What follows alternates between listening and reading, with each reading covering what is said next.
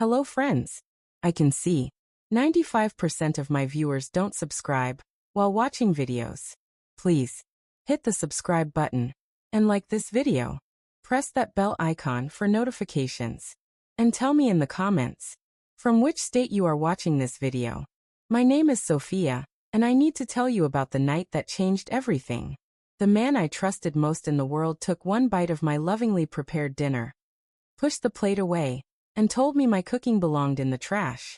What happened next shocked everyone, including myself. I was 23 when my world collapsed over a dinner plate. Back then, cooking was not just my passion, it was my language of love.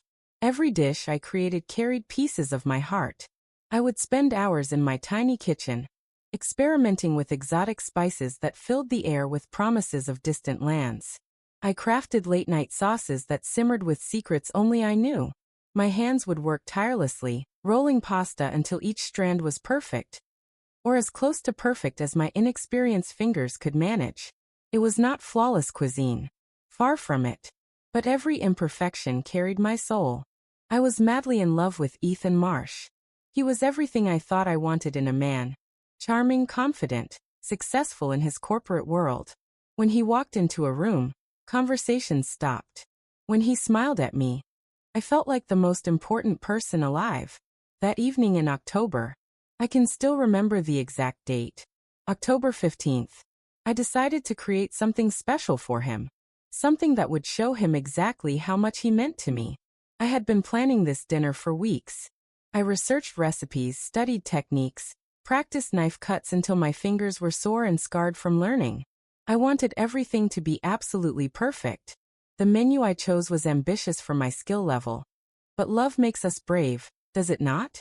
I started with a butternut squash soup infused with cardamom and ginger. The kind of soup that wraps around your soul like a warm embrace. For the main course, I prepared herb-crusted lamb with a red wine reduction that had been simmering for hours, developing layers of flavor that I hoped would make his eyes close in pure bliss. The vegetables were roasted to caramelized perfection. Brussels sprouts with pancetta, baby carrots glazed with honey and thyme. And for dessert, a chocolate lavender tart that had taken me 3 attempts to master. I cleaned my apartment until it sparkled. I set the table with candles that cast dancing shadows on the walls. I chose music that would create the perfect atmosphere. Soft, romantic, hopeful. When Ethan arrived, he looked handsome as always. His dark suit fit him perfectly, his smile was bright, and he carried a bottle of wine that probably cost more than my monthly grocery budget. "Something smells amazing in here," he said, kissing my cheek. My heart soared. This was going to be perfect. I served the soup first, watching his face carefully as he brought the spoon to his lips. He nodded politely, but I caught something. A flicker of something in his expression that I could not quite identify. "It is interesting," he said. Interesting. Not delicious. Not wonderful. Interesting. But I pushed the doubt away. The main course would change everything. I had plated the lamb with the care of a museum curator arranging priceless art. The meat was sliced to reveal that perfect pink center. The reduction glistened like liquid garnets. The vegetables created a rainbow of colors that should have been Instagram-worthy. I set the plate in front of him with trembling hands. Trembling not from nervousness, but from excitement.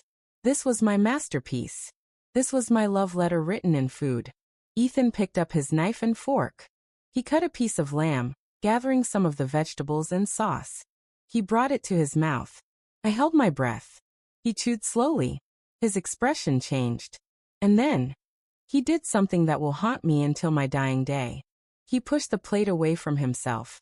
Actually physically pushed it away, like it was contaminated with something toxic. He laughed.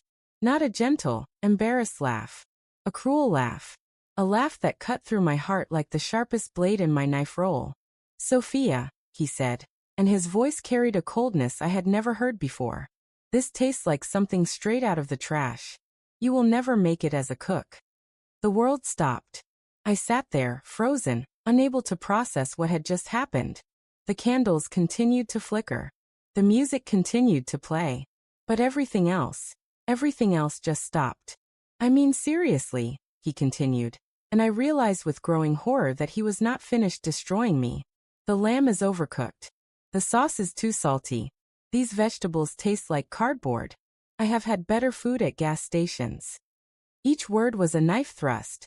Maybe you should stick to what you are actually good at, he said, reaching for his wine glass like nothing had happened. Whatever that might be. I could not speak. I could not move. I could not even breathe properly. This man I loved, this man I had been considering a future with, had just taken my most vulnerable offering and trampled it beneath his feet. But worse than the cruelty of his words was the casualness with which he delivered them. Like my feelings meant nothing. Like my effort meant nothing. Like I meant nothing. I excused myself to the kitchen, where I stood gripping the counter so tightly my knuckles turned white. Tears streamed down my face, dripping onto the cutting board where I had spent hours preparing his meal. When I returned to the dining room, Ethan was on his phone, scrolling through social media like he was sitting in a waiting room somewhere, not in my home where I had just poured my heart onto a plate for him. I think I should go, he said without looking up. This was disappointing. He left. He actually left. I sat alone at my carefully set table, surrounded by the ruins of my effort. And I cried until I had no tears left. But something strange happened in those dark hours that followed. As I sat there, staring at the rejected food. As I replayed his words over and over in my mind. As I felt the full weight of his betrayal settling into my bones. Something began to shift inside me. The hurt was there. The humiliation was there. The sense of complete devastation was absolutely there. But underneath it all, underneath the pain and the shock and the disbelief, there was something else. Anger. Pure white-hot, clarifying anger. Who was Ethan Marsh to tell me what I could or could not achieve? Who was he to crush my dreams with such casual cruelty? What gave him the right to take something I loved and tell me I would never be good enough? I ended things with Ethan 3 days later. It was the shortest conversation of my life. We are done, I told him over the phone. Because of dinner? He asked, and I could hear the amusement in his voice. Sophia, you are being ridiculous. No, I said. I am being honest. We are done. And we were. But his words, those terrible, crushing words, they stayed with me. They followed me everywhere I went. They whispered to me in quiet moments, telling me I was foolish to dream, foolish to hope, foolish to believe I could ever be more than I was. For weeks, I avoided my kitchen entirely. The space that had once been my sanctuary now felt like a crime scene. Every pot, every pan, every knife reminded me of that horrible night. But slowly, so slowly I barely noticed it happening, something began to change. I started thinking about all the meals I had cooked before that night. Meals that friends had raved about. Meals that had brought smiles to faces and warmth to hearts. Meals that had connected me to people in ways that conversation alone never could. Had all of those people been lying to me? Had all of those moments of joy and connection been fake?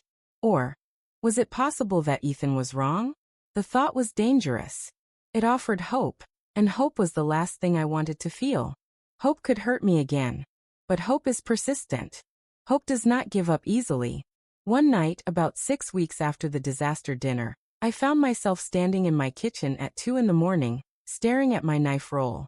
My fingers traced the worn leather, remembering all the hours I had spent learning to use the tools inside, remembering the satisfaction of a perfectly diced onion, the joy of a sauce that came together just right, the pride of serving something beautiful to someone I cared about. I unrolled the case and picked up my chef's knife. The weight of it in my hand felt like coming home. That night, I cooked for myself. Nothing fancy, just a simple pasta with garlic and olive oil. But as I stood there, tossing the noodles with the fragrant oil, breathing in the aroma of toasted garlic, I remembered why I had fallen in love with cooking in the first place. It was not about impressing anyone. It was not about proving anything to anyone. It was about creation. It was about transformation. It was about taking simple ingredients and turning them into something that could nourish both body and soul.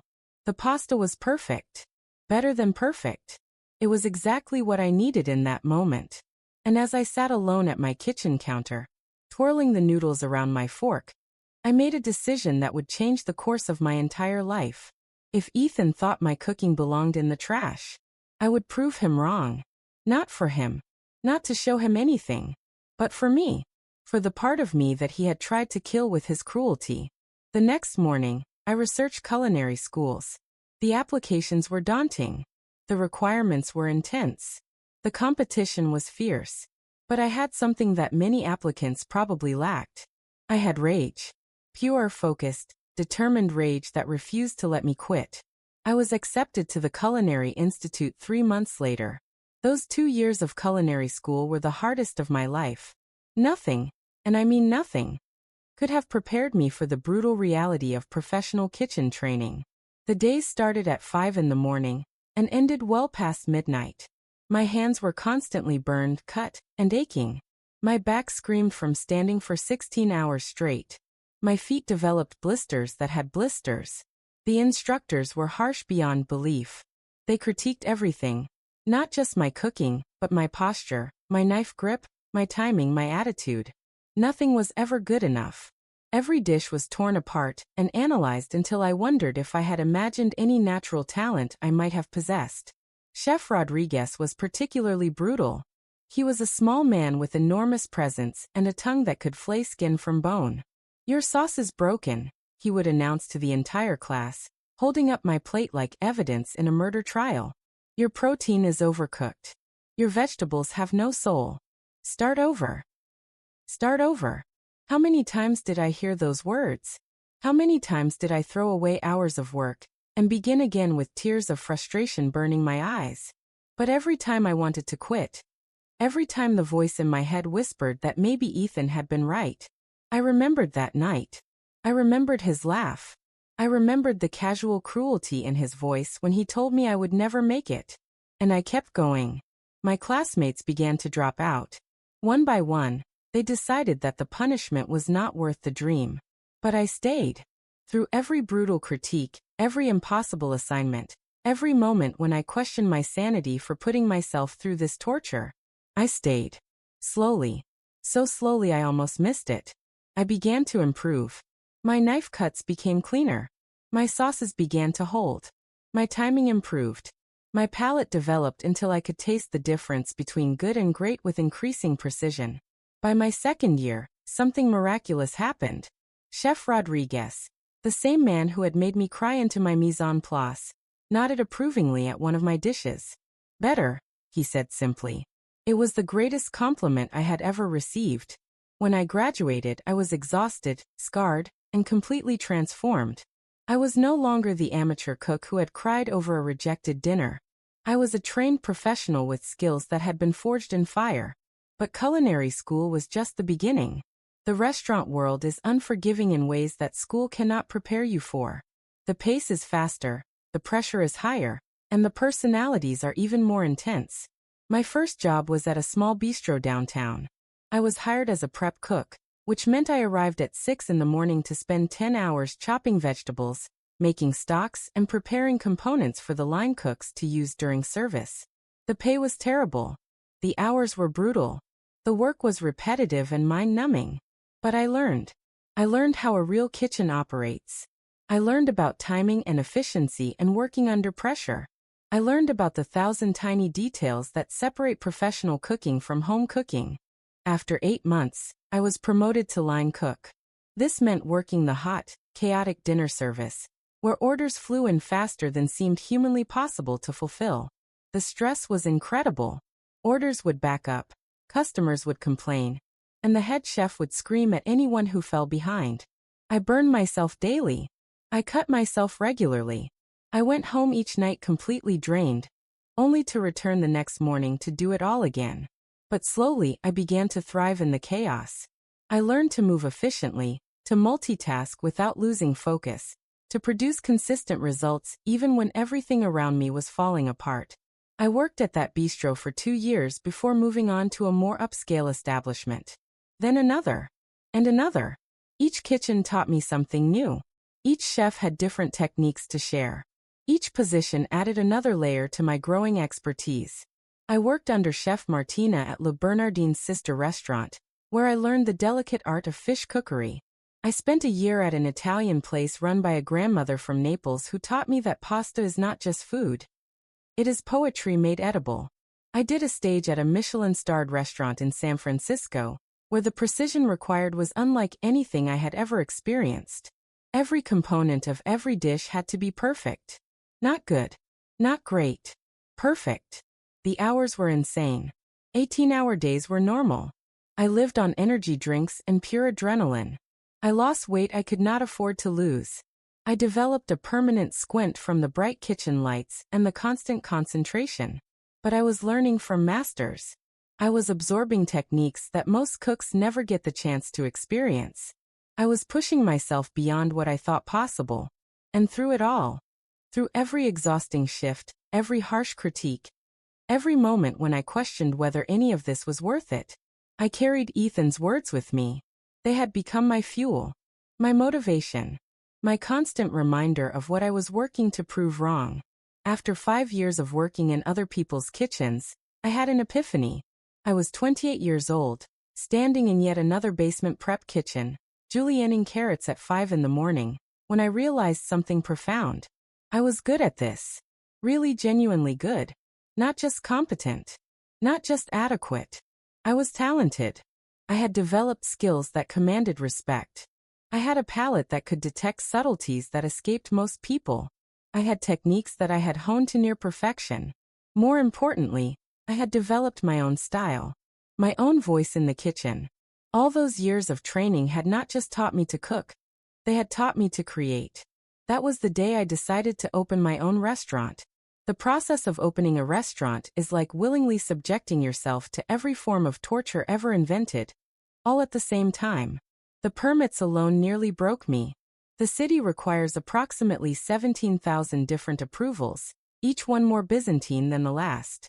The health department inspections made military interrogations look relaxed. Finding the right location took months of searching. Every space was either too expensive, too small, too large, or too cursed by the ghosts of failed restaurants past.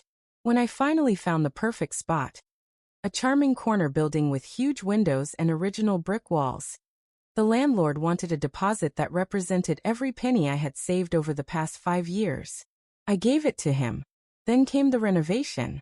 What looked like a simple refresh turned into a complete gut job when we discovered that the previous tenant had apparently been running some kind of science experiment involving the plumbing. The contractors promised 6 weeks. It took 4 months. The budget I had carefully planned exploded like a defective oven. Every day brought new expenses I had not anticipated. Permits I had not known existed. Problems that required solutions I could not afford. I sold everything I owned except my knife roll and my car. I slept on friends' couches. I ate ramen for breakfast, lunch, and dinner because it was all I could afford. There were nights I lay awake wondering if I had lost my mind, if I was destroying my life chasing a dream that would never become reality. But every time doubt crept in, I remembered that night with Ethan. I remembered his laugh. I remembered his certainty that I would never make it. And I kept going. Hiring staff was its own special nightmare. Good cooks are rare. Great cooks are rarer still. Reliable cooks who show up every day and give their best effort. Those are practically mythical creatures. I interviewed dozens of candidates. Most had impressive resumes but no real passion. Others had passion but no skills. A few had both passion and skills but personalities that would have poisoned the kitchen environment I was trying to create. Finally, I assembled a small team of dedicated professionals who shared my vision of what dining could be at its best. Then came the menu development. This was both the most exciting and most terrifying part of the entire process. Everything I had learned, every technique I had mastered, every flavor combination I had discovered, it all had to come together in a cohesive menu that would define my restaurant and my reputation as a chef. I tested dishes obsessively. I invited friends to taste everything and provide honest feedback. I refined recipes until they sang with the flavors I heard in my head. The signature dish that emerged from this process was something I called forgotten memory. A deconstructed version of my grandmother's pot roast, elevated with techniques I had learned in high-end kitchens, but still carrying the soul of home cooking. It was comfort food transformed into fine dining without losing its essential warmth and familiarity. When I finally served it to my test group, something magical happened. The room went quiet. People closed their eyes while they ate. One friend actually started crying. That was when I knew I had something special. I named my restaurant Ember and Thyme. Ember for the fire that had been lit inside me that terrible night 5 years earlier. Thyme for the herb that had been in that first disastrous dinner. Reclaimed and transformed from a symbol of failure into a symbol of resilience. Opening night was chaos. Beautiful, terrifying, exhilarating chaos. The dining room was packed with friends, family, food bloggers, and strangers who had heard whispers about this new place. In the kitchen, everything that could go wrong did go wrong. Orders backed up. Plates went out cold. The new dishwasher quit in the middle of service. But somehow miraculously, we pulled through. The reviews that followed were better than I had dared to hope. A revelation, wrote the food critic for the city paper. Sophisticated comfort food that speaks to the soul, said the local magazine. A star is born, proclaimed the most respected food blogger in the region. Within weeks, we were booked solid. The phone rang constantly with reservation requests. Food lovers from neighboring cities made pilgrimages to try our tasting menu. But the ultimate validation came 6 months later. I was in the kitchen during prep one afternoon when Miranda, my front-of-house manager, appeared with an expression I had never seen before. "There is someone here to see you," she said quietly. "Can it wait? We have service in 2 hours and—" "No," she interrupted. "It cannot wait. Trust me." I followed her to the dining room, where a woman in an elegant suit sat alone at table 7. She had the unmistakable bearing of someone important, though I could not immediately place why she seemed significant. "Chef Sophia," Miranda said formally, "I would like you to meet Inspector Patricia Chun from the Michelin Guide." My knees almost gave out. The Michelin Guide. The most prestigious restaurant rating system in the world. The organization that could make or break careers with a single star. And an inspector was sitting in my restaurant. Inspector Chun smiled warmly and stood to shake my hand. "Chef, I have been hearing wonderful things about Ember and Thyme. I was hoping to experience your tasting menu this evening, if you have availability." If we have availability? As if I would ever say no to a Michelin inspector. Of course, I managed to say without my voice shaking. It would be our honor. What followed was the most stressful service of my life. Every dish had to be perfect. Not just good. Not just great. Perfect. I supervised every plate personally. I tasted every sauce. I inspected every garnish under the bright kitchen lights to ensure it met the impossible standards that Michelin demands. My team rose to the occasion brilliantly. Every cook performed at their absolute peak. Every server moved with precision and grace. We sent out course after course, each one representing years of training, months of menu development, and every ounce of skill I possessed. Inspector Chun ate slowly and methodically, taking notes after each dish. Her expression gave nothing away. She could have been writing poetry or planning my professional execution, and I would not have been able to tell the difference. After she finished the final course, our signature chocolate soufflé with cardamom ice cream, she asked to speak with me again. "Chef Sophia," she said, "thank you for a truly memorable evening. You should be very proud of what you have created here." And then she left. That was it. No hints about her assessment. No indication of whether she had loved the meal or found it lacking. Just professional courtesy and an elegant exit. The waiting began. Michelin inspectors are notorious for their secrecy. They might visit multiple times before making a final assessment. They might never return at all if the first visit disappoints them. Weeks passed with no word. Then months. I tried not to think about it, but it was impossible. Every day, I wondered if today would be the day we learned our fate.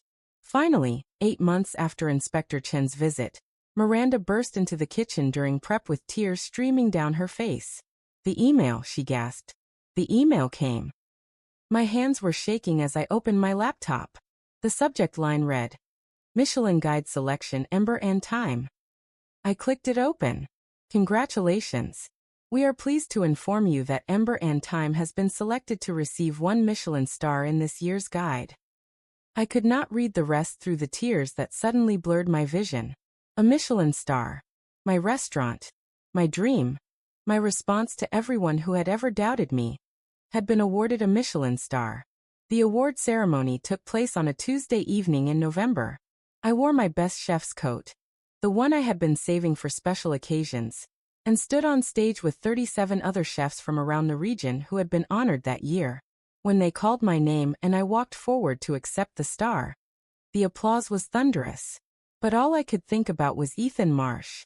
I thought about that night 5 years earlier when he had pushed his plate away in disgust. I thought about his cruel laugh. I thought about his absolute certainty that I would never make it as a cook. Standing on that stage, holding my Michelin star, I finally understood something profound.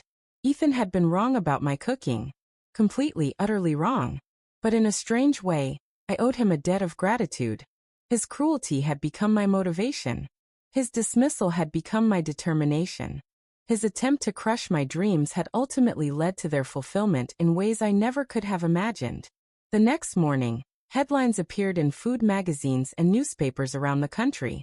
Local chef turns passion into perfection. From unknown to Michelin-starred in 5 years. The inspiring rise of Chef Sophia. As I read those articles, I realized something important. This story was never really about Ethan. It was never about proving him wrong or getting revenge for his cruelty. This story was about discovering who I truly was beneath the hurt and doubt. It was about finding the strength to pursue my dreams, even when the person I loved most told me those dreams were worthless. It was about transforming pain into purpose, rejection into resilience, and doubt into determination. My cooking had never belonged in the trash, as Ethan had so cruelly claimed. It had always belonged exactly where it ended up, recognized, celebrated, and honored by the most prestigious culinary organization in the world. But the real victory was not the star on my wall, or the recognition in the press. The real victory was the knowledge that I had refused to let someone else's limitations become my own. That I had taken the worst moment of my life and used it as fuel to create something beautiful. Today, Ember and Time is thriving beyond my wildest dreams. We are booked months in advance. Food lovers travel from around the world to experience our tasting menu. Other chefs study our techniques and try to recreate our signature dishes. But my favorite moments still happen in the kitchen, late at night after service, when I stand alone among my tools and ingredients and remember that 23-year-old woman who cried over a rejected dinner. She could never have imagined that her broken heart would lead to all of this. Sometimes the cruelest words become the greatest gifts, if we have the courage to transform them. Sometimes what others see as trash becomes treasure beyond measure. And sometimes the person who tries to destroy your dreams ends up being the catalyst that makes them come true. If this story moved you, inspired you, or reminded you that your dreams are worth fighting for no matter who tries to tear them down, please subscribe to our channel. Your support helps us continue sharing stories of resilience, transformation, and the incredible power of the human spirit to rise above any obstacle. Remember, you are stronger than any cruel word, bigger than any doubt, and more capable than anyone who tries to limit your potential. Keep cooking, keep dreaming, keep believing in yourself. Because your dreams are never trash. They are treasure waiting to be discovered.